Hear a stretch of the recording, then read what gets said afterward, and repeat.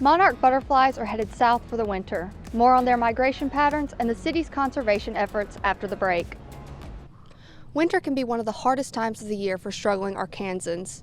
As temperatures drop, the need for warm clothing rises. The First United Methodist Church in Rogers has one way that it's helping out its community. In 2011, the average cost of a single-family house in northwest Arkansas was 2.46 times the median income. Today, that's nearly doubled. In 2001, this house sold for $99 per square foot. Today, it's listed for $222 per square foot. That's nearly a 66% increase. A feast fit for a king or a dog. How shelter pets are celebrating the holiday season. UATV starts right now. Milkweed plants, like this one right beside me, are essential for monarch butterflies. They are their only food source and the only plant that females will lay their eggs on. This year, as part of the mayor's Monarch Pledge, the city handed out milkweed seeds to residents. The average cost of a home in Arkansas is $250,000, but with the average income being just over $50,000, realtors say that many first-time homebuyers are struggling to afford homes. The average age for first-time homebuyers is now 40 years old, up from 28 years old in 1991. The people who might have been able to afford a $300,000 house 3 or 4 years ago can't, because interest rates are higher than what they were then. When interest rates dropped to 2.9% in 2021, more people were able to afford homes. That pushes the cost of all the houses up because there's not as many, and then people are getting in bidding wars. And so that low rate, while it was good for the people who could get into the market at that time, it's been difficult on the overall housing market. Today, interest rates are a little over 6%, which makes it harder for many people to afford their first home. If you're making around $50,000 a year, how do you afford a house that's $250,000?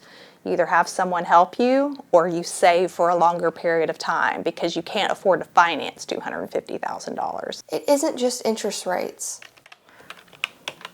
Wages are not keeping up with the prices of homes. Price of the house was $76,000, not $250,000.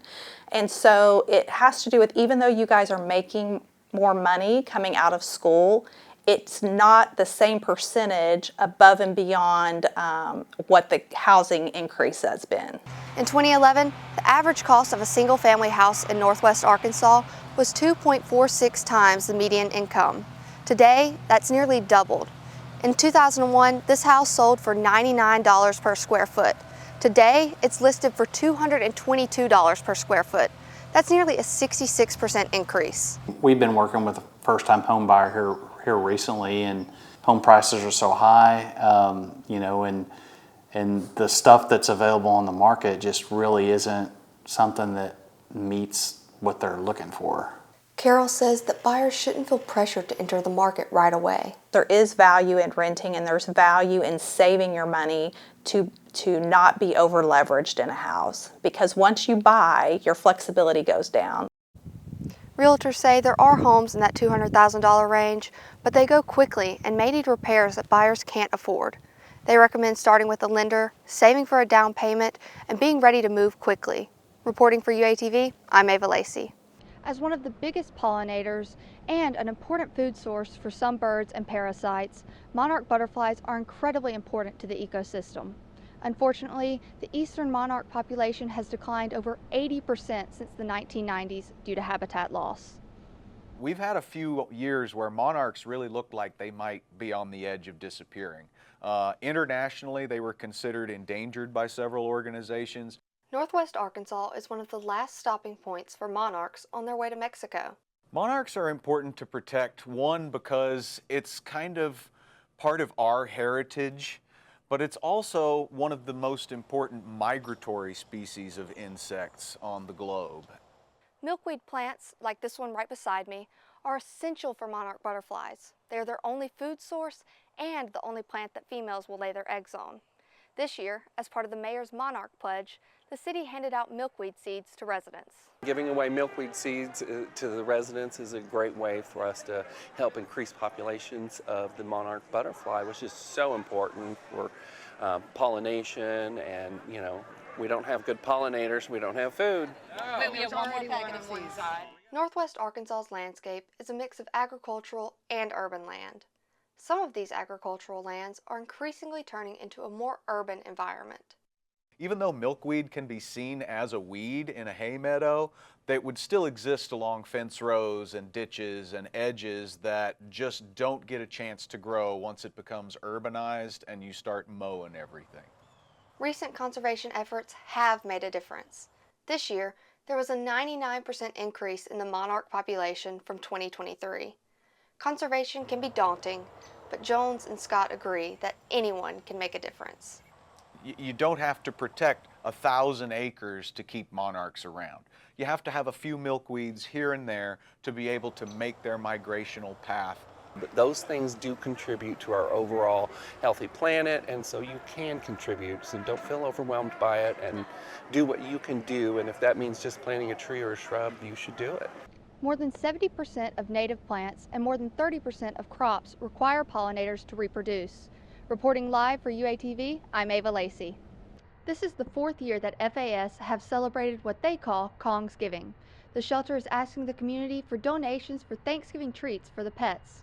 Shelf-stable goods such as canned chicken, canned pumpkin, sodium-free broth, and spray cheese are all needed to fill the Kong pet toys. The Kong pet toys will be frozen and handed out as an enriching treat for the holiday season. The program's administrator says that every donation makes a difference. Even if you just buy 1 can of pumpkin, 1 can of chicken, like, it's going to go a long way to, changing the lives of these animals and making them feel loved and cared for. In addition to food items, they are also accepting monetary donations. None of the donations will go to waste. Any donations left over after Thanksgiving will continue to be used throughout the year for enrichment. During the week of Thanksgiving, Animal Services is looking for short-term fosters for pets. The short-term foster dates are flexible. Reporting live for UATV, I'm Ava Lacey. Poor water quality at Norfolk and flooding at Spring River hatcheries have reduced the trout production by up to 80%. Both of the hatcheries are now operating at only 50% capability. We want to prolong fishing. We want to be able to provide fishing opportunities for everybody to continue for a long time to come. One trout fisherman says he is hopeful that the restrictions will help. I think maybe they'll give those fish a chance to beef up a little bit and, get settled before they're ripped out of there. Zeller says that the Arkansas Game and Fish Commission don't plan on making these regulations permanent. I love it. I'd like to see it permanent, but that's just me. Jim Traylor owns a fly shop in Bull Shoals Counted 3 brown trout. and has been fishing on the White River for 30 years. There's too many fish that leave this river. It used to be 6 fish a day. Now it's down to 5. I'd like to see 2 per person. The Arkansas Game and Fish Commission say that these restrictions are proactive measures. By reducing the amount of harvest that's on those bodies of water, we're going to be able to stretch this out quite a bit.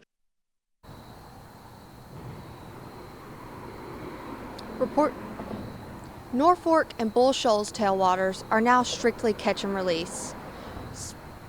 Greer's Ferry and Beaver tailwaters now have a limit of only 2 trout per day as opposed to the original 5. Reporting live for UATV, I'm Ava Lacey. Winter can be one of the hardest times of the year for struggling Arkansans. As temperatures drop, the need for warm clothing rises. The First United Methodist Church in Rogers has one way that it's helping out its community. Fill the Fence is a donation-based ministry that provides warm clothing to anyone who needs it by hanging donations on the church's fence. We have had some seasons where people have put so much stuff in front of it that it blocks the sidewalk. The pastor says he got the idea for Fill the Fence from a church in Oklahoma that hangs jackets on their Christmas trees. Since the church in Rogers does not have a tree they could use, they decided to use their fence.